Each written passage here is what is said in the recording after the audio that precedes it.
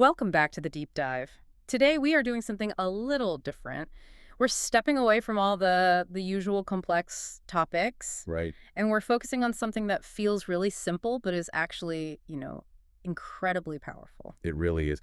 We're looking at a wonderful short story today. A story that uses, of all things, talking pies to teach some really big lessons about being together. It's called The Pie That Told Jokes. Mm. And our mission for this deep dive is to, I guess, peel back the crust Huh. I like to that. figure out what makes this story so special and why laughter turns out to be the most important ingredient of all. So let's set the scene. Where are we? We're at the Maple Hollow Fall Festival. It's described as this perfect autumn day, and the festival is famous for three things: Okay. the hay maze, the pumpkin parade, and Farmer Tilly's award-winning pies. Of course. And the story makes it clear these aren't just any pies. They're known for their super flaky crusts, the warm cinnamon inside. Exactly. They are the main event. People come for the pies. But this year's a little different. This year, the main event talks back. It starts with these two kids, Mia and Max. They go up to the pie table, just like everyone else. They're ready to eat. Mia reaches for this beautiful golden brown apple pie, and that's when it happens. A voice just booms out and says, "Hey, don't eat me yet. I haven't even told my best joke." Can you even imagine? No. I mean, the kids' reactions are just perfect. Mia drops her fork. And Max pretty much faints right into a bowl of whipped cream. It's a great way to show just how much their whole world, their whole expectation of the festival has just been completely turned upside down. And the pie, that doesn't seem worried at all. It just sort of clears its throat. In what the story calls a buttery voice. A buttery voice. I love that. It's so warm and friendly, not scary at all. Not at all.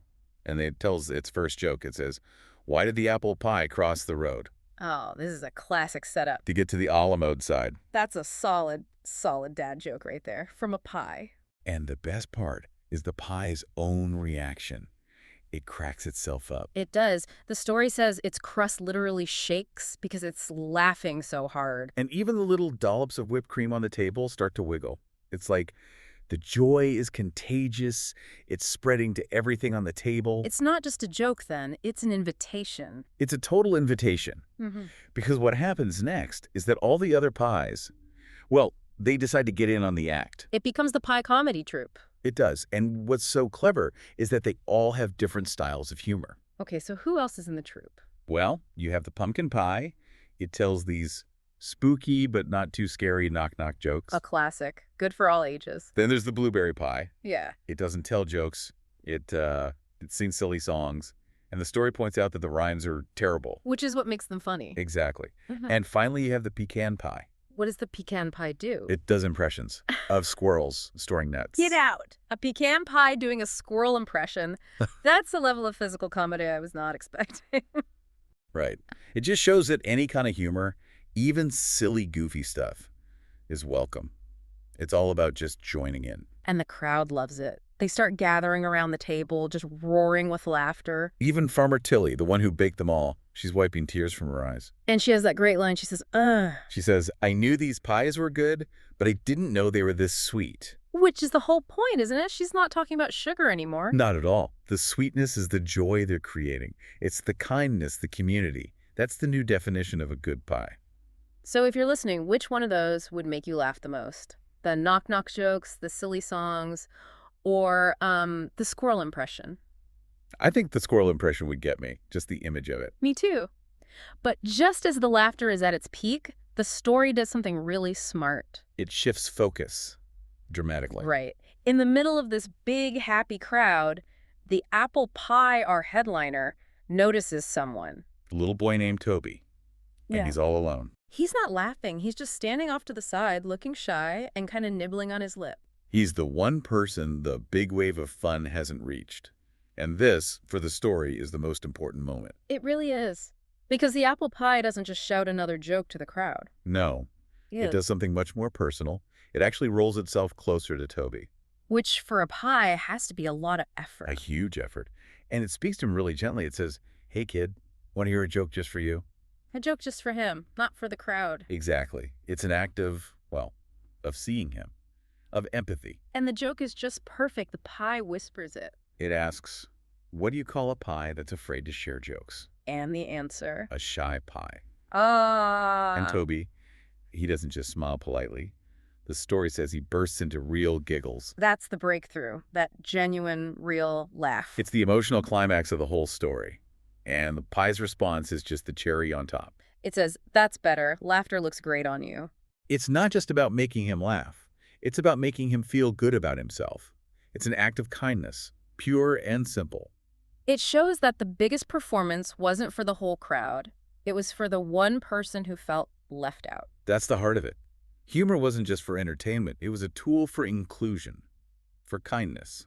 So after this beautiful, quiet moment, the sun starts to set on the festival. And the pies, they've done their job. They settle down, and the story says they have these calm, warm smiles. And then they give everyone permission. The apple pie says, "You can eat us now. Just remember our jokes. We're funnier when we're part of the celebration."